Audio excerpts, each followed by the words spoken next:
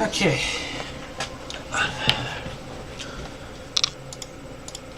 Alright, hey there everybody. My name is Wilfrid and I'm a senior math tutor.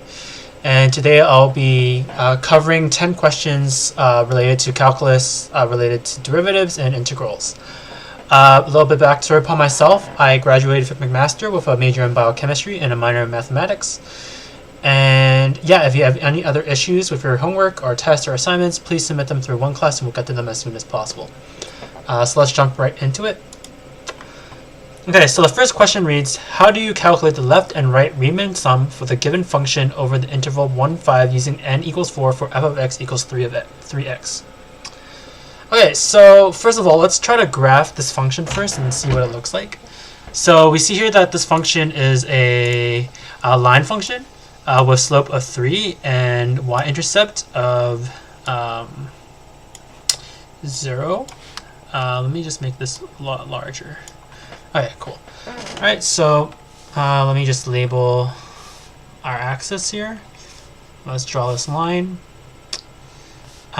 So it's kind of steep, so we'll just draw it like this. Alright, we'll draw it like this and we'll label 1 to be here. So this, no. So yeah, so these units aren't going to be exactly in scale, but we're going to have 1 here, we're going to have 5, which is going to be like here. 5 and 5 is going to be like up here somewhere. Maybe 5 is too far. We'll put 5 to be here. And that will be like around here, so this is going to be 15. Okay, so the x and y axis are not on the same scale, as you can see here. Obviously not, but we'll make do. So the left and right Riemann sum is a method of calculating the area under the curve. It basically approximates the areas by adding together rectangles underneath or above the curve, and I'll explain how. Okay, so the other pieces of information that they gave us is we'll be calculating the Riemann sum over the interval 1 and 5 using n of equal 4. So we're going to be calculating 4 different rectangles, the areas of those rectangles, and then we're going to be adding them all together. So first of all, we need to calculate how many rectangles, or how many, I guess, the width of each rectangles are, and how we're going to calculate it is through this equation here. So the equation for the number of the width of each of the rectangles is going to be delta x. So delta x is going to be the width of each of our rectangles, and they're all going to be the same, and they're calculated by b minus a of the interval divided by the amount of rectangles that we have. So here the interval is 5 and 1, so we're going to do 5 minus 1 divided by 4. And we get 1. So the width of each of our rectangles is going to be 1. Okay, so now that we've gotten that out of the way, I want to just explain what a Riemann sum looks like. Okay, so we're going to have 4 rectangles, each with a width of 1. So the first rectangle is going to be from 1 to 2, from 2 to 3, and from 3 to 4, and from 4 to 5. So there's going to be 1 rectangle here, second, third, and fourth. Okay, so if we were to approximate this rectangle, so this first rectangle from 1 and 2, there are 2 different rectangles based on the length of the rectangle itself. So as you can see here, between this interval, we can either take the length of 3 or we can take the length of 6, right? So if we were to do this, let me draw this in a better way. Okay, so let's use green. So we could either use a length of 3 and a width of 1 and calculate the area of this rectangle, or we can calculate the length of the rectangle using the other height, which is from the other end of the interval, which is 2. So we can use the length of 6 and the width of 1 for this rectangle. So there's 2 ways to calculate these rectangles. Okay, and this is where we differentiate between the left and right Riemann sum. The left Riemann sum uses the leftmost value of for the length of the rectangle. So in this case, we'll be using the green. for our left Riemann sum, while the right Riemann sum will be using the right value for the length of a rectangle, which in this case is 6, right? So let's put 6 here. All right. I'll draw the other rectangles for you using the left Riemann sum. So if we were to use the left Riemann sum, we'll calculate this rectangle.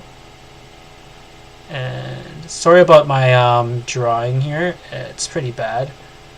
Okay, so we'll be calculating if we were using the left Riemann sum, we'll be calculating the areas of each of these rectangles using the left value, right? So the left value is the left interval of each of the rectangles. Okay, if we were to use the right Riemann sum, then we would also have to add on. We'll have to use the right value, so we'll be using the green plus the orange rectangle, right? Okay, so that's how we calculate the left and right Riemann sum. So we calculate each of these areas, and the areas of these rectangles are length times width, right? We know what the width is 1, and we know what the length is, right? So that's how you calculate each of the left and right Riemann sums. So let's calculate the left Riemann sum first, okay? So one more thing that I need to describe is the equation for the Riemann sum.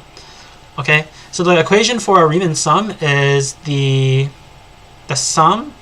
So this is the notation for sum between 4 and r equal 1. Here I put x equals 1. I don't know why it's 4. Of f of x times our width, right? So this is how you calculate the Riemann sum, and I'll use the notation rs to denote that. Okay, so this is the notation for left and right, but it changes based on whether we're using left or right. So if we're using the right, we're using 6, we're using 9, we're using 12, and we're using 15, right? So let's calculate our left Riemann sum first. So the notation for left Riemann sum is going to be this. So with this notation, we could take the constant of the width out, and we just need to add up all the values of the left Riemann sum. Okay, so from 4 to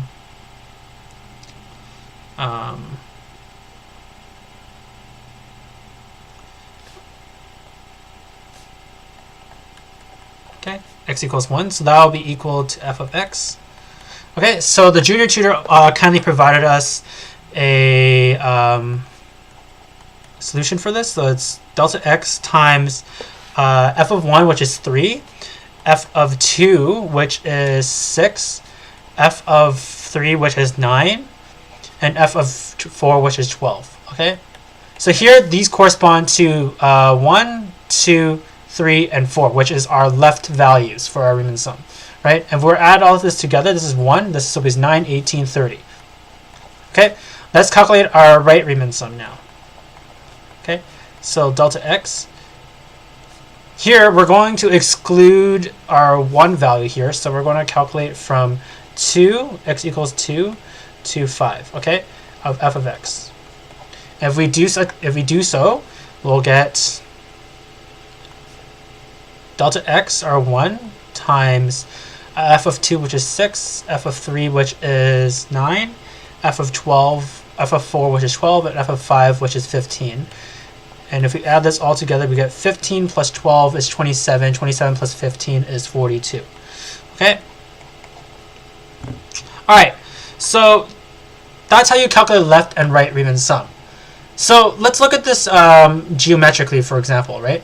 So for a left Riemann sum, it actually it has an underrepresentation of the area because we are missing this whole area from the rectangle base to the actual function. While on the right Riemann sum, we're over approximating the area because we have a bit of the rectangle of the area that is not included or under the function itself, right? So you can see here that that corresponds to our left and right Riemann sum.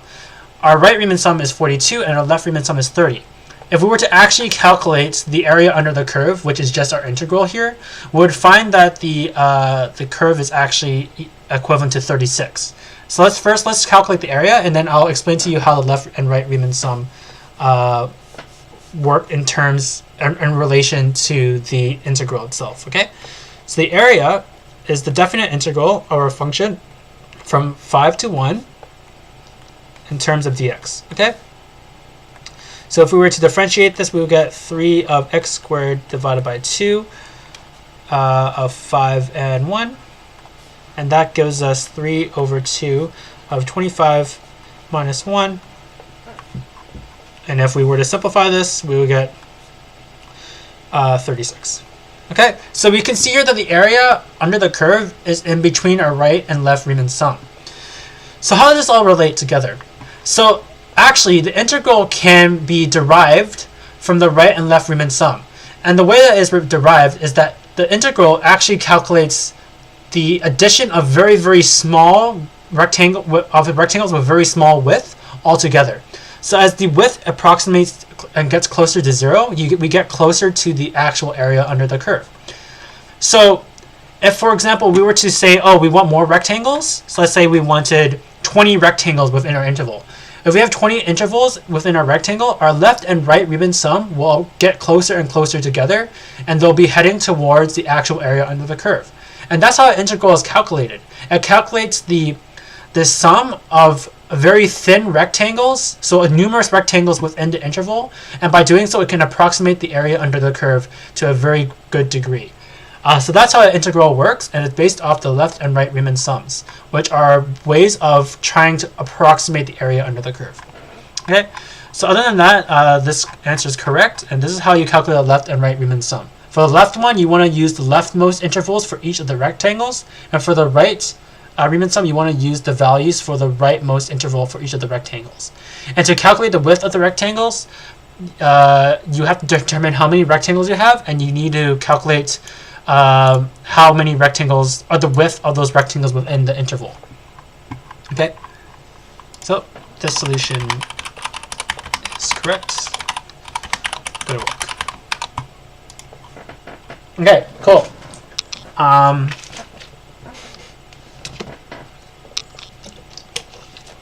So speaking about integrals, the next question asks us to find the average value of the function over the given interval and all the values of x in that interval for which a function equals its average value. So like in a regular average calculation, you take the total, you sum up all the individual values, and you take the total and you divide it by the total number of values. In the same way, when we're calculating the average value of the function, we need to find the total value of the function within that interval and divide it by the interval itself. Okay, so as I described, the formula for calculating the average value is this. Okay, so average value. So the average value, can be calculated as such: 1 over b minus a times the definite integral of the function from b of a, where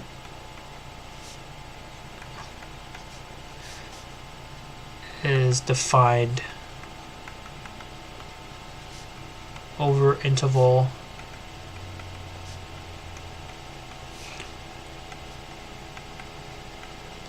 So you can see there's some similarities to the I guess the simpler average formula with just numbers. When we calculate the total value of the function, or the all the separate entities, I guess, and we divide it by the interval itself. So this will give us the average value. Okay, so looking at our question itself, we need to calculate the definite integral of this. So first of all, let's calculate the definite integral. Okay, so the definite integral from 2 and negative 2 of 4 minus x squared in terms of dx, that equals to 4x minus 1 over 3 x cubed, or interval 2, negative 2. Okay, so if we were to calculate this, this will be 4 times 2 minus 1 over 3 times 2 cubed minus 4 times negative 2 minus negative 2 cubed over 3, and we get 32 over 3. Okay, so that's the definite integral. So that's the total value of our function over that the interval 2, -2, -2 to 2. All right, so now we're going to calculate 1 over b minus a, and that's going to be 1 over 2 minus -2, which is equal to 1 over 4. And finally, if we apply that formula, so that means the average value, which is going to be f of c, is equal to 1 over 4 times 32 over 3, which equals to 8 over 3. Okay, so that's the average value of our function over the interval -2 and 2.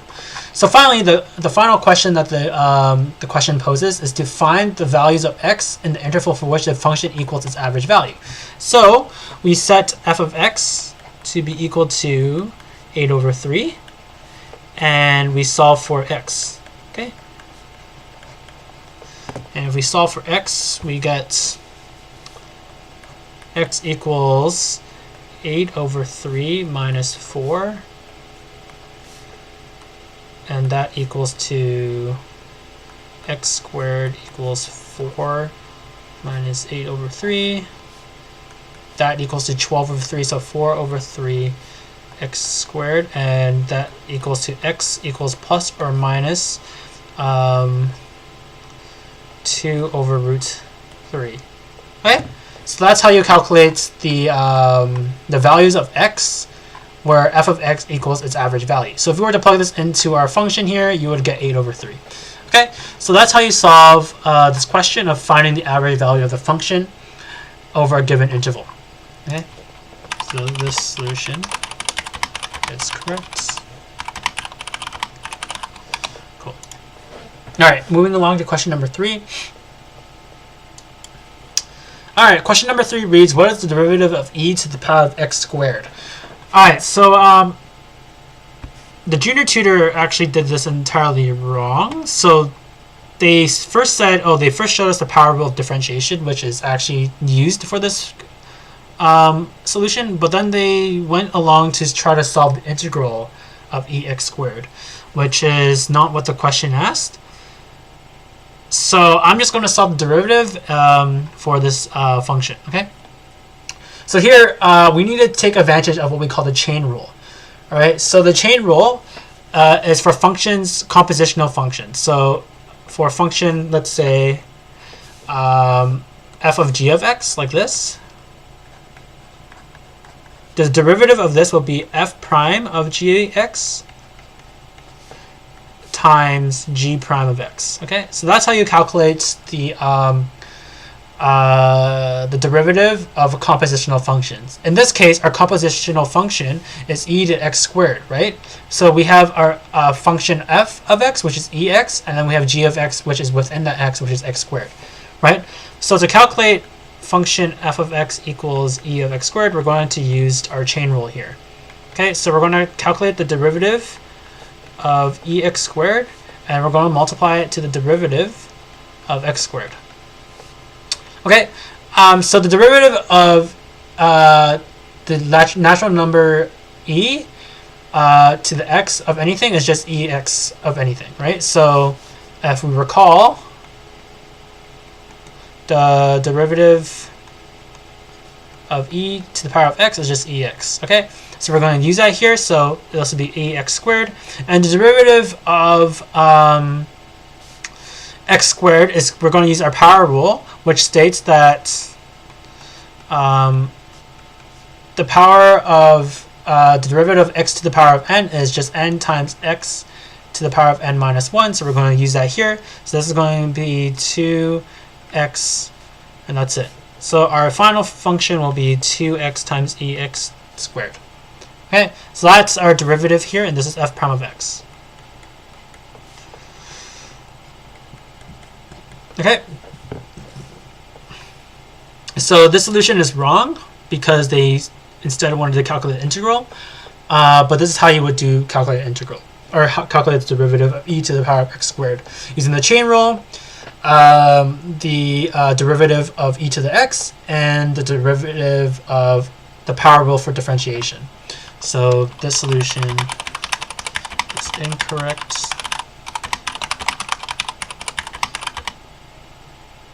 Is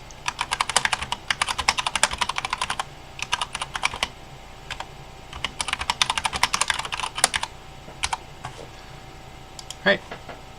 Moving along. Alright, so the next question reads, what is the integral of ln of x? Okay, so for this question, we're going to be using a technique called integration by parts to try to solve our function, okay? So first, let's write out what integration by parts is. So the integration by parts takes a function, let's say u, which is being integrated in terms of v, and you can split it up to be u times v minus the integral of v du. So you might be asking, how is this relevant to solving or simplifying the integral? By doing integral by parts, you are able to take this complex integral and convert it into a much easier integral to solve with v du. So that's the goal of using integration by parts here, okay? So if we're looking at our actual question here, we have the integral of ln x dx, okay? Alright, so we could write ln dx as ln x times 1 dx. And now we can choose some substitution variables to sub for u and v, okay? So we're going to say let u equal ln x, okay? Therefore, d of u is going to equal 1 over x dx, okay? And we're going to let dv equal to 1 dx. So that means that the integral, or the antiderivative of this, is just going to be x. Okay? So now let's sub in u and v. Okay? So first of all, we see here that hello. Sorry about that. So we see here that ln of x dx can be written as the integral of u dv, right? Because u equals ln x and dv equals 1 of dx, right? So then from here, we can write that equals to u times v minus the integral of v du. And if we were to sub it in here, we would have ln x times 1, or times x, minus the integral of v x of du, which is 1 over x dx. Okay?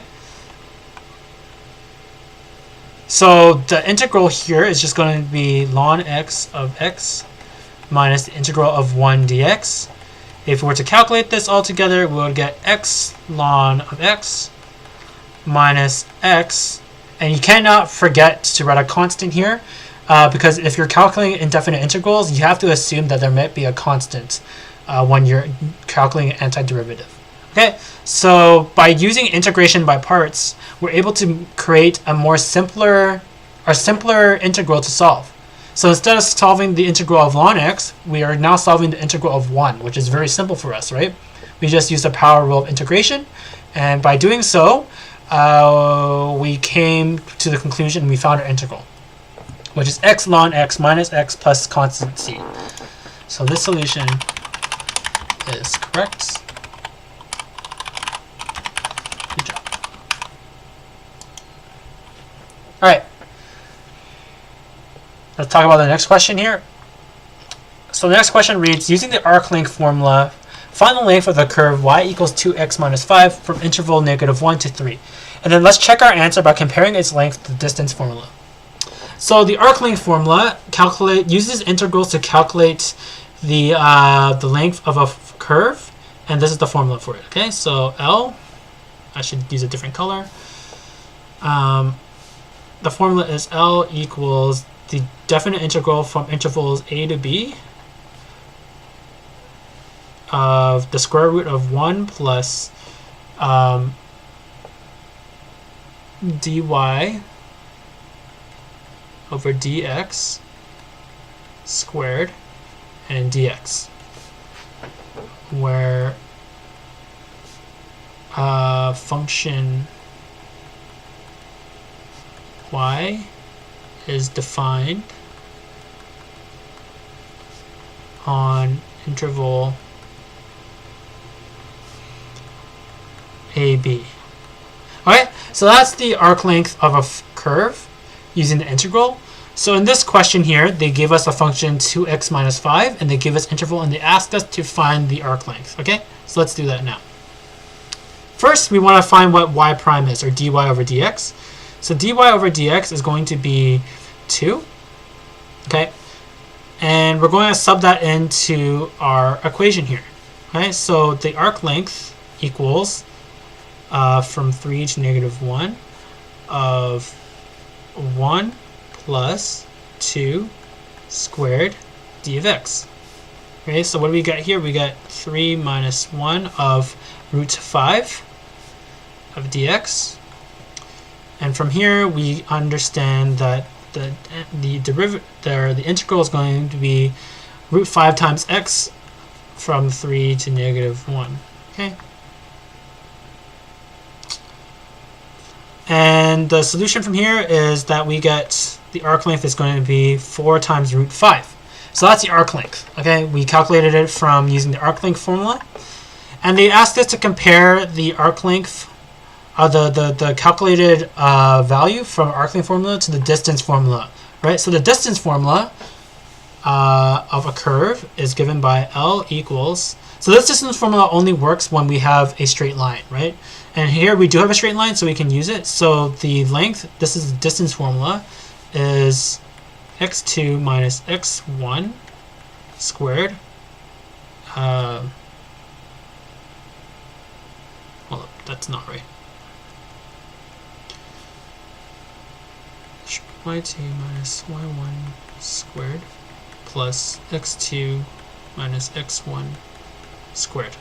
Okay, so that's our distance formula here of a straight line. Okay, so this is the distance formula of a straight line, and this is our arc length formula. Okay, so our distance formula, so we're going to use our distance formula here. So L equals the root of y2 minus y1 squared plus x2 minus x1 squared.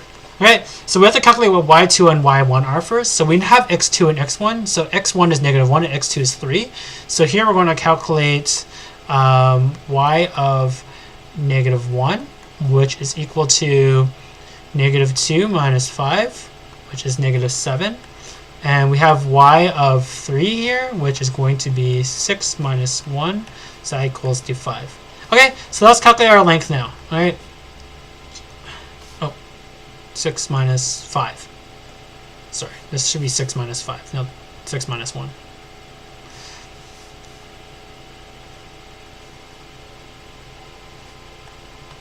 Okay, so our length is going to be negative 7 minus 1 squared plus 3 minus 1, which is plus 1 squared.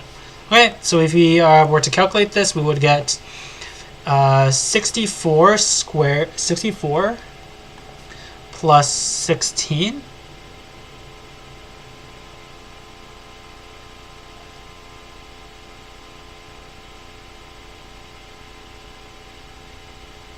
416. Yeah. Okay, and if we were to add this together, we would get 80. So root 80. All right, 16 times, so root of 80, we can take out 4. 16 doesn't fit in 80. Does it 16 fit in 80? Yeah, 16 does fit in 80. So it's 16 can be taken out, so this can be written as 16 times 5, and we know that this can be written as 16 times root 5. And that equals to 4 times root 5. Okay, so we see here that the length of a straight line corresponds to the length of an arc from the arc length formula. Since these are both correct, then we know that our answer from the arc length formula is correct. Okay, so this solution is correct. Good work. Alright, moving on to the next question.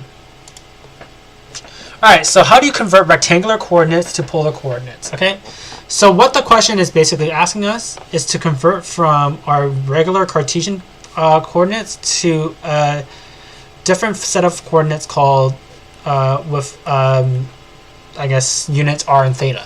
Okay, so if I were to draw an axis here, let me just draw an axis here. Oh, it's in blue. Okay, so first we have an axis here. I'm going to label this axis x and y. Alright, so let's say that we have points xy or point xy here, okay? So this is xy. And if we were to draw this, this is going to be x, this is going to be y. Alright, so the distance from here to the origin we will call the radius, or r. And the angle that this distance or this distance makes with the x-axis we're going to call theta. Okay. So how do we convert from x and y to r and theta? Well, so r is going to be, let me just draw it here. R is going to be equal to the square root, so it's going to be a distance formula of x squared plus y squared. Okay? So we are going to use our Pythagorean theorem because it's a right angle triangle, and we're going to calculate the length of this hypotenuse by the square root of x squared plus y squared. All right? What about this angle? Well, this angle is just the tan inverse of opposite over adjacent, so y over x. Okay, so that's how you convert from x and y to r and theta. Okay, what if we want to convert back? Well, x, if we have r and theta, x is going to be equal to the r, so cos is adjacent over hypotenuse. So it's going to be, x is going to equal r cos of theta. In terms of y, we're going to use sine instead, and it's going to be r sine theta. Okay, so this is how you convert from r theta to x and y. Okay.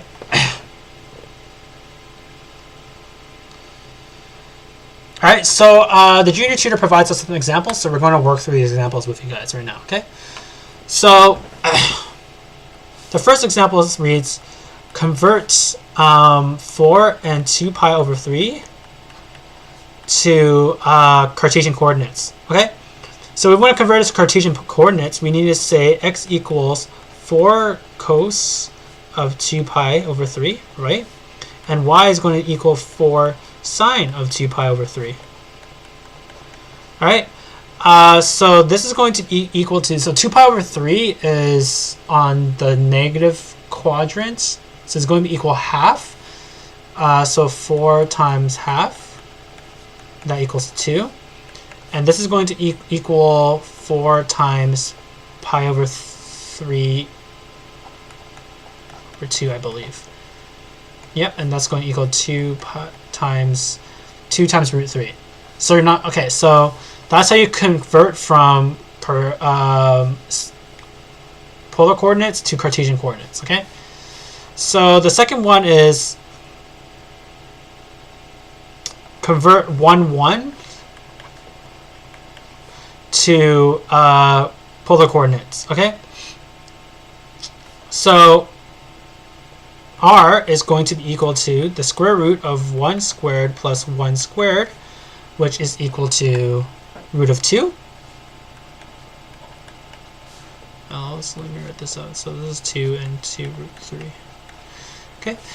And theta is going to equal to the tangent inverse of 1, which is equal to pi over 4.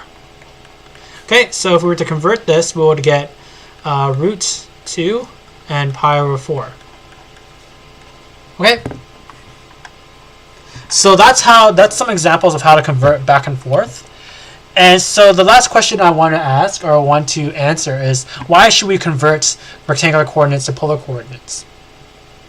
Well, the usage of polar coordinates is actually helpful when we're calculating integrals of surfaces of a 3D shape, because sometimes converting it to polar coordinates simplifies our integral in a way that we're able to calculate integral easier. So it's not impossible to calculate all integrals using rectangular coordinates, but sometimes converting to polar coordinates helps us to calculate the integral easier. So that's the reason why we convert from rectangular to polar, and they always have to do with circular shapes and circular regions when we're calculating integrals. So other than that, the solution is correct, and we can move on.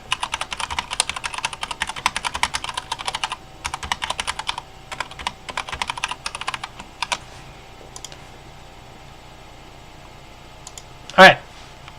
So the next question reads, what is the derivative of absolute value function? And first we need to define what an absolute value function is. So the notation for it is 2 vertical bars over the independent variable. And these bars signify that the output is always going to be positive. In this case, any output here is just going to be the positive value of that input. So if we were to say x equals -1, then the output of that will be 1. Okay? So you guys can search up what the absolute value function looks like on the graph, but basically the notation here signifies that this is an absolute value function. Okay, and that any input, regardless of it being negative, will be positive on the other end. Okay, so they're asking us to find a derivative of an absolute value function. So there's another thing, that there's a way that we can reinterpret or interpret the absolute value function, and we can interpret it as such: the square root of x squared. So the x squared removes or gets rid of any negative value, but squares our value. So we square it first, and then we square root it to revert it back to its original value. So these two, this is another interpretation of the absolute value function, and we'll be using this interpretation to calculate our derivative. Okay, so let's calculate our derivative of this function here. So let's say f of x is equal to root of x squared. Okay, so f prime of x is going to be, so we're going to use our chain rule here, right? So we're going to calculate the derivative of root x squared, and then the derivative of x squared. Okay, so we've calculated the derivative. We just use the power rule here, which is going to be half and x squared to the power of -half times the derivative of x squared, which is 2x. So if you combine that all together, we get 2x divided by 2 times root of x squared. Okay, and we know that the root of x squared is just the absolute value function, so we're going to write this as 2x over 2 of x. We can also cancel out these 2, so we get x over absolute value of x. So that's how you find the derivative of the absolute value function, because we don't really know, and we don't really know how to work with the notation of the absolute value function. So we reinterpret it, or we change it to a notation that we're more familiar with, which is just root of x squared. And by doing so, we calculate the derivative, and then we sub back in our absolute value function where you're done. So the example that the junior tutor wrote was using the absolute function of x minus 2, and this is totally fine, and they came up with the same solution, which is just your function over the absolute value of the function itself. Okay, so this solution is correct. Good work. All right, let's move along.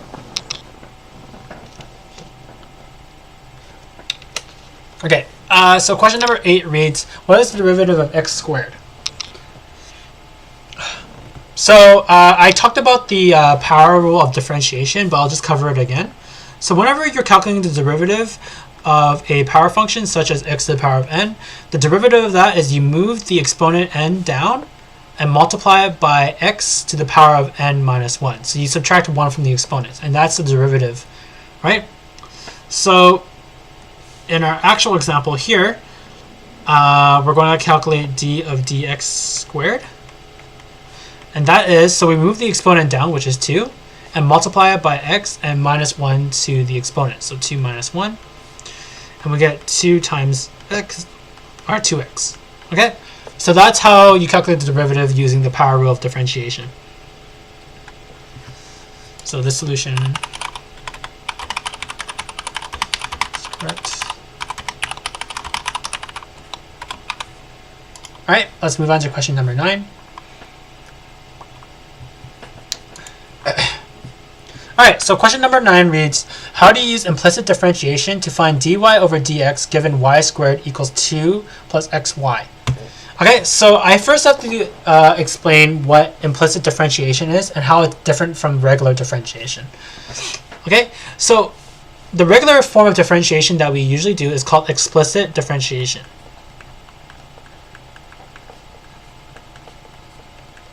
And how explicit differentiation works, let me just finish writing it out first, is that it takes a function that is explicitly stated. So that means that this function is in terms of one variable only. Okay, so here in our given example here, this is not what we call explicit function, because this function y squared is in terms of x and y. Okay, now we could make it explicit by isolating for y, but we're going to use implicit differentiation instead. So explicit differentiation, the product of explicit differentiation is a function of only in terms of x. Okay, so explicit differentiation produces a function in terms of one variable.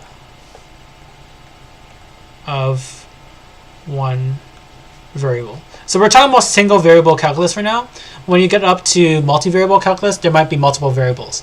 Okay, so how is that different from implicit differentiation?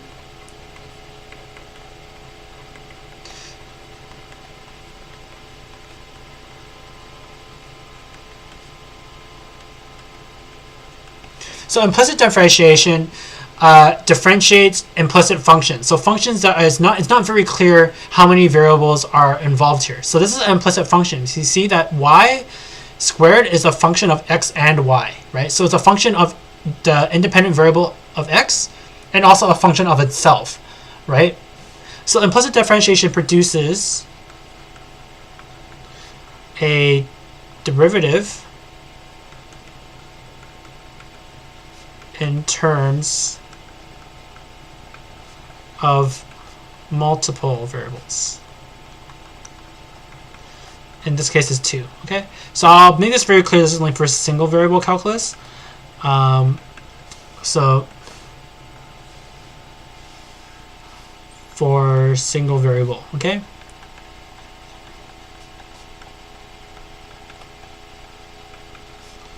Derivatives. Okay, cool. So how do we calculate using implicit differentiation? So we're still going to calculate in terms, we're going to still differentiate in terms of dy over dx.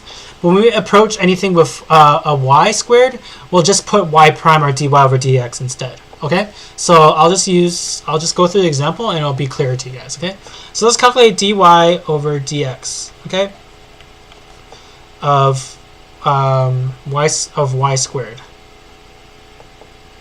Of y squared equals 2 plus xy. Okay, so if we were to do that, we would calculate both left and right hand side, right? So equals dy of dx of 2 plus xy. Okay, so let's do the left hand side first, right? So the derivative of y squared, there's a power rule here, right? Or this is a chain rule here, right? So we have the derivative of y squared and then the derivative of y. But since we don't know what the derivative of y is, we're just going to say dy over dx. Okay, so the derivative of y squared is going to be 2y times dy over dx. Okay, so we don't know what the derivative of y is, so we're just going to write dy over dx. Here, we have two different functions here. So we have dy over dx of 2, which is just 0, and dy over dx of x and y, x times y.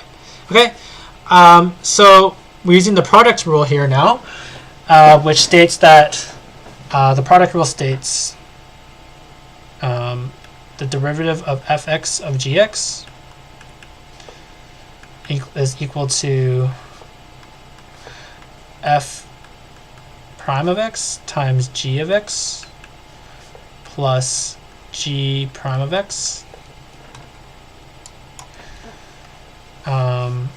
times f of x. Okay, so that's the product rule of differentiation. So we're going to use that here. So the derivative of x is 1. So we're going to have 1 times y plus the derivative of g prime of x, or y, which is dy over dx times x. Okay, cool. Sorry about that. My dog's just barking. I'm just going to tell her to be quiet.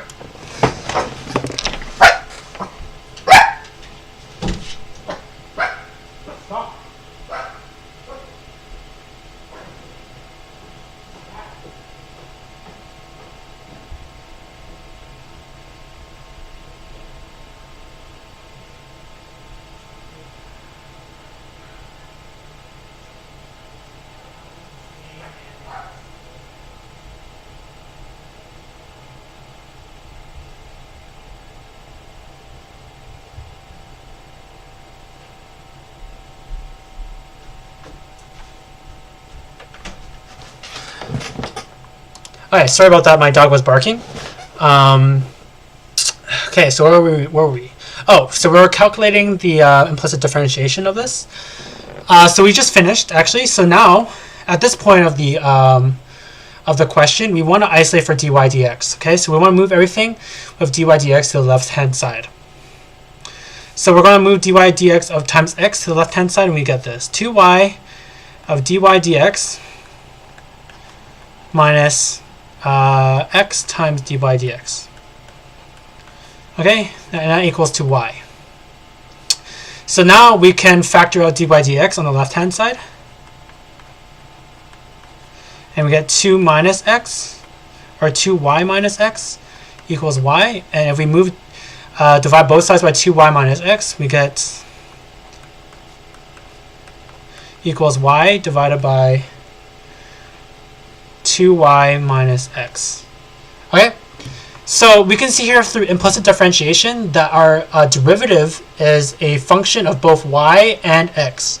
Okay, so whenever we're doing implicit differentiation, this is the derivative that you will get. You will never get a function that is a function of only x, because we implicitly derived. So what's the use or value of implicit differentiation, you may say? Well, sometimes you have a function that is very hard to isolate and make an explicit function. A function that explicitly states that it's related to one single variable. In this case, we could have actually explicitly derived by isolating for y and making it a function of only x, but that would be very complicated to derive in itself. So this is where implicit differentiation comes in, because we can bypass the complicated isolation and complicated explicit differentiation, and we can exchange it for a much more simpler implicit differentiation where we still find the derivative, but it's just as a function of y and x.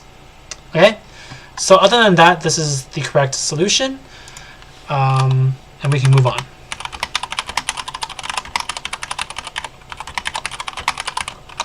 All right, let's move on to the last question of the day. All right, so the last question reads, what is the integral of e to the power of negative x?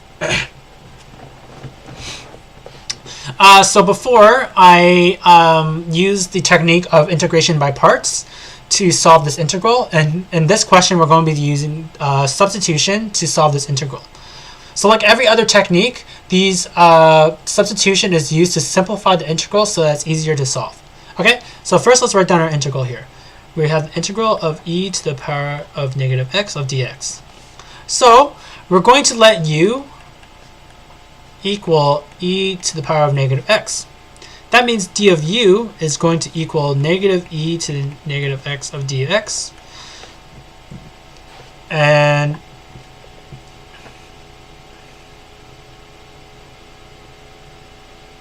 we have here that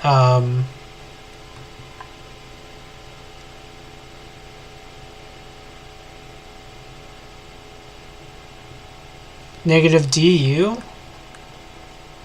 is equal to e to the power of negative x d of x.